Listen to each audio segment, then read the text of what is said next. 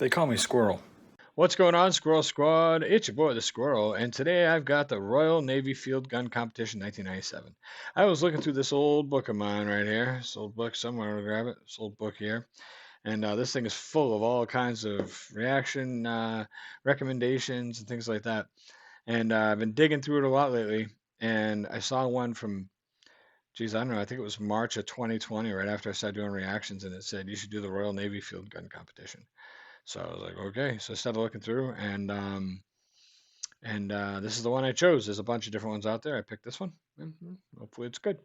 So without further ado, I want to see what this is all about because I have no idea what Royal Navy Field Gun Competition could be. I just know I was told to watch it, and sometimes that's all it takes. Tell me to watch it, and I'll watch it. Here we go. Let's get into this.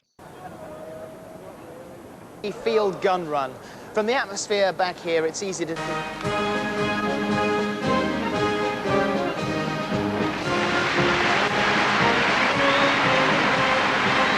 Here they come, marching to the tune of Hearts of Oak. Very much the highlight of the show, this event. Over the course of the tournament, each crew races 7 times against each of the other crews, and an overall winner is decided on aggregate timing.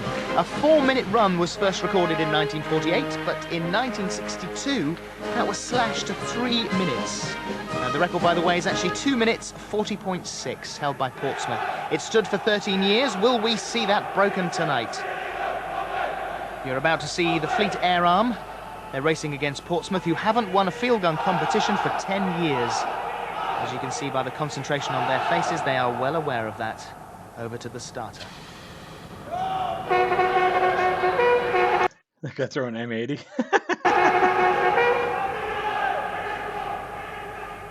And away they go on the first leg of the run this evening. Now, once down at the Warwick Road end, they wheel everything around, and everything goes over the home walls. That's men, guns, limbers. Neck and neck at this stage. Wow. Now, in the centre, the sheer legs are set up with 28 feet spars to help carry the first 2 men of each crew across the yawning gap of the chasm. 28 foot wide. They're followed by the 10-foot spars. You now see slotted securely into the ramps on what is known as the enemy side of the chasm. Up go the wires, on the wires the travellers, and on the... Oh, wow. These guys swing over like Tarzan. They set the wires up to put the trapeze gimmick on here. That's pretty cool. That was pretty fast, too. Travellers, the men with the wheels. Each wheel weighs 120 pounds. And as you can see, Portsmouth just in the lead. Here come the gun carriages. Oh. Next, the great weight of the gun barrel. Now, the barrel's weight is in excess of 800 weight each. But you wouldn't think of it to look at these guys. The last piece of equipment to go across the chasm is the gun limber. And like everything else, the gun limbers weigh 345 pounds. They're manhandled across the arena. Portsmouth definitely in the lead here, through the holes in the enemy walls. And when everything is safely through and in position, each of the guns have to fire. They got that whole gun and everything, the whole base. They got all that through that little hole, huh? Fire 3 rounds. So after 10 years in the wilderness, are Portsmouth on their way to an overall win, we wonder? Well, they've certainly won that leg. And the Fleet Air Arm just behind them. So the crews have completed the first stage, that's the run out. Now everything has to be properly prepared before the second stage, the run back, begins. Trainers need to make sure that everything is all present and correct and that none of the very strict rules have been infringed.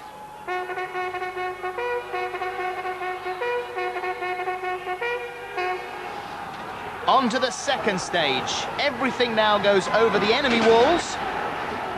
And already the first 2 men of each crew...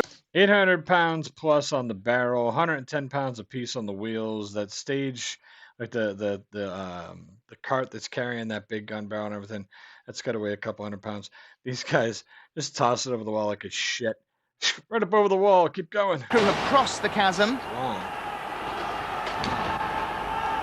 Sent the traveller back now to their comrades who are following behind. The first of them with the wheels. Good, the wire's still set up. Thank God. Then the gun limbers. They make it look so easy. Yeah, they do.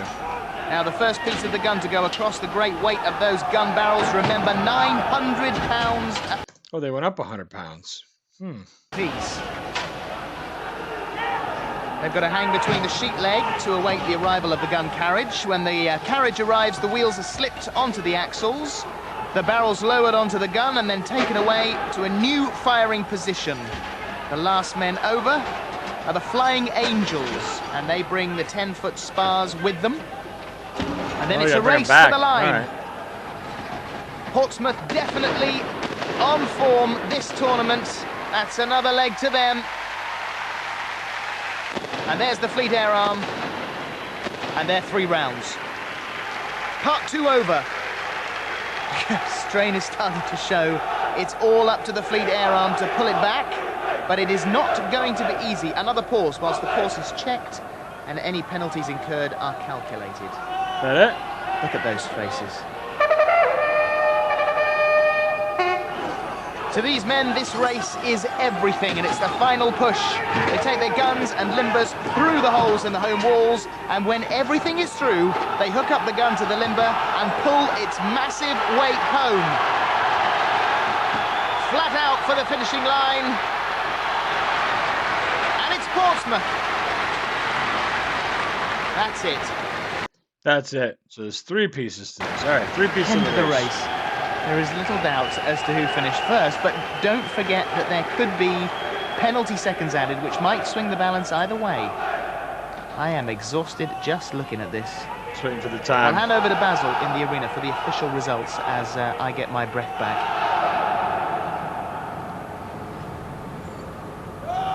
But for the moment, the running times are these. Fleet Air Arm, 3 minutes and 0.3 of a second. Portsmouth, 2 minutes, 45.3. Damn close to that record, I'll tell you. That's pretty much the end of the video right here, so I'm just going to stop it now and move back to here. That's pretty awesome, actually. It's pretty crazy. It reminds me of those videos where you see the guys like doing the fireman muster, where they like raise the ladder, they run up real quick, they grab it, they hook it up to the next level, they climb it, they go up over the top. Like, you know, when I was a firefighter years and years ago, we'd have local fireman's musters. You had to unroll the hoses, roll the hoses, pack the trucks, like all that kind of stuff, you know. Put on a Scott Air Pack, and it is crazy. But yeah, this was that was really neat. That was different. So you start out, they all come out. Then they have to go over the wall. They have to set up the thing, send one Tarzan over. He sets up the 10-foot pole. They set up the pulley system. And they start running shit back across the opening, and then they put the gun back together. They roll it up and they fire it 3 times. Oh no, then they run through the hole in the wall. They put the gun together. They fire it 3 times. On the way back, they have to go over the wall, back across the Tarzan swing. The last guy swings over and brings the 10-foot pole. Then they stop before the last wall. They fire 3 times. The last leg, they go back through the hole in the last wall, turn around and go all the way back to the beginning when they started pushing that huge cannon. That's pretty impressive. These guys came really close. They were only like 5 seconds off from the record. Probably won it that year, I would imagine, unless somebody else beat the record because it's so close. But strong, very, very strong. All these guys, very strong, whipping those things through the holes in the walls and over the tops of the walls.